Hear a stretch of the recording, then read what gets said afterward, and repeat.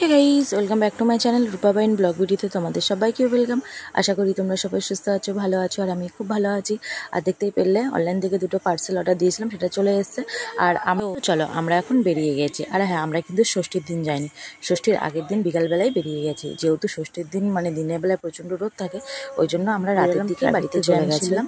তারপরে তো জ্যাম ট্যাম কাটিয়ে ফাইনালি বাড়ি আসলাম। আর আসার সাথে সাথেই আমার ছেলের দায়িত্ব পুরোটাই আমার মা নিয়ে নিল।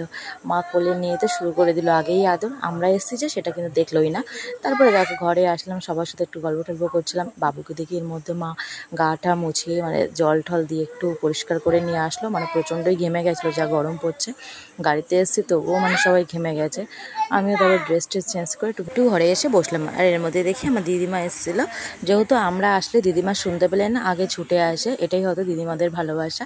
আর আমরা আসছি শুনে আমার দাদা আবার কিছুটা আমাদের জন্য খাবার নিয়ে এসেছিলো, সন্ধ্যের টিফিনে ছিল momo, fish finger, egg roll. আমি শুধুই নিয়ে আসতে পেরেছিলাম রোল, কিন্তু অনেকগুলোই নিয়ে এসেছে। যেহেতু ফাস্টফুড খাওয়াটা খুব একটা আমাদের কেউই খায় না, মানে ওই মাসে একবার কি 3-4 সপ্তাহে একবার এরকমই খাওয়া হয় আমাদের। তা খুব একটা বেশি খাওয়া পড়ে না। তারপরে দেখো ছেলে পাশে ছিল, ও একটু খাবে খাবে বলছিল, যদিও ও খুব একটা খায় না ঝালের জন্য। তা মোটামুটি খাচ্ছিল। ফিশ ফিঙ্গারটা ওর খুব ভালো লেগেছে।